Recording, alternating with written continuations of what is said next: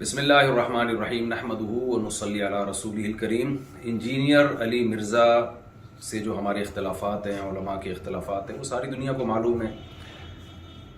جناب انجینئر علی مرزا کے نظریات سے ہم متفق نہیں ہیں، میں جہلم بھی گیا اسی سلسلے میں، لیکن جب تک دلائل کا جواب دلائل سے چل رہا تھا معاملہ ٹھیک تھا۔ اب ایک فتویٰ آیا ہے سامنے جو بڑا پھیلایا جا رہا ہے، ایک مولانا صاحب کی طرف سے فتویٰ دیا گیا کہ جی انجینئر صاحب کا قتل جائز ہے۔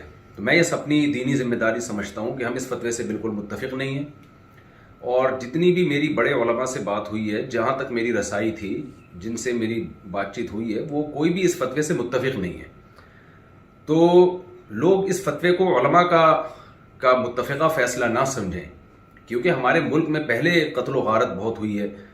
یہ شرعاً کسی کو اجازت نہیں ہے اس کی کہ کسی بھی شخص کو اٹھ کے وہ قتل کر دے۔ انسانی جان کا قتل، چاہے وہ کسی بھی مسلک سے ہو، کسی بھی فرقے سے ہو، کسی بھی مذہب سے ہو، ہم اس کا قتل جائز نہیں سمجھتے۔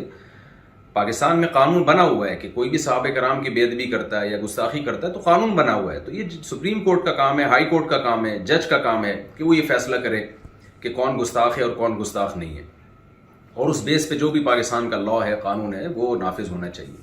لیکن یہ جو ایک فتویٰ دیا گیا ہے کہ جی اٹھ کے قتل کر دیا جائے، یہ بالکل ٹھیک نہیں ہے۔ میرے 20 اختلافات ہیں انجینئر علی مرزا سے، میرے کیا، اہل سنت والجماعت کے علماء انجینئر علی مرزا کے عقائد کو درست نہیں سمجھتے، لیکن قتل و غارت کے فتوے دینا، انسانی جان غیر محفوظ ہو جائے ہمارے ملک میں، یہ بالکل جائز نہیں ہے۔ ہم اس کی پرزور مذمت کرتے ہیں، اور اس کو علماء کا فتویٰ نہ سمجھا جائے۔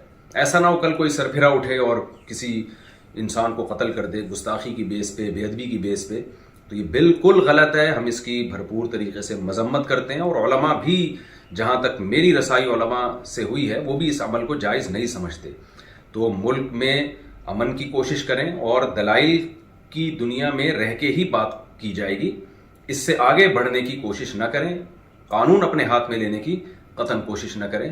یہ جو ریسنٹلی فتویٰ آیا اور سوشل میڈیا پہ پھیلایا جا رہا ہے، بالکل غلط ہے۔ قرآن و سنت کی روشنی میں اس فتوے کا کوئی سر نہیں بنتا، اور وہ پھر یہ ہے کہ ذرا سی کسی کی بات زبان سے کوئی لفظ نکلتا ہے نا، لوگ اس کو پکڑ لیتے ہیں۔ جنید جمشید کے ساتھ ہوا، مولانا طارق جمیل صاحب کے ساتھ ہوا، اور سیالکوٹ کا جو واقعہ ہوا تھا، ہم تو یہ جو واقعات تھے، ان کے زخم ابھی چاٹ رہے تھے کہ جناب ایک اور فتویٰ مارکیٹ میں آ گیا کہ جی فلاں کو قتل کر دیا جائے۔ یہ بالکل درست نہیں ہے۔ تو خدارا جو مذہبی لوگ ہیں وہ جنون کی حد تک آگے بڑھنے کی کوشش نہ کریں، پاکستان کا، اسلام کا امیج دنیا میں خراب کرنے کی کوشش نہ کریں۔ اس سے ملک میں نقصان ہوگا اور قتل و غارت کا میدان گرم ہوگا۔ تو یہ بالکل غلط ہے۔ لہذا میں ابھی نیچے آیا ہوں گھر سے اتر کے، صرف اس کلپ کو ریکارڈ کروانے کے لیے، کیونکہ مجھے نہیں معلوم تھا کہ اس طرح کا سوشل میڈیا پہ کوئی فتویٰ پھیلایا جا رہا ہے۔ تو دیگر علماء سے بھی میرا مشورہ ہوا، تو سب کا یہی مشورہ تھا کہ ہمیں فوراً اس کے خلاف ایک بیان ریکارڈ کروانا چاہیے، اس فتوے کے خلاف، کہ یہ علماء کا فیصلہ ہرگز نہیں ہے، نہ قرآن کا ہے، نہ حدیث کا ہے، اور نہ علماء کا فیصلہ ہے۔ اس سے ملک میں فساد پھیلتا ہے، اور اللہ تعالیٰ فساد پھیلانے والوں کو پسند نہیں کرتے۔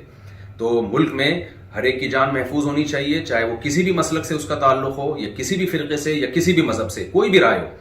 دلائل کی دنیا میں آپ ضرور ڈیبیٹ کریں، دلائل کی دنیا میں آپ ضرور ایک دوسرے کو چیلنج دیں، اور اگر آپ سمجھتے ہیں کہ کسی نے کوئی کام ایسا کیا ہے جو آئین کے خلاف ہے، اسلام کے خلاف ہے، تو لاء کے ذریعے اس میں پنشمنٹ کی کوشش کی جائے، قانون کا سہارا لیا جائے، جج فیصلہ کرے گا کہ کیا سزا بنتی ہے یا نہیں بنتی۔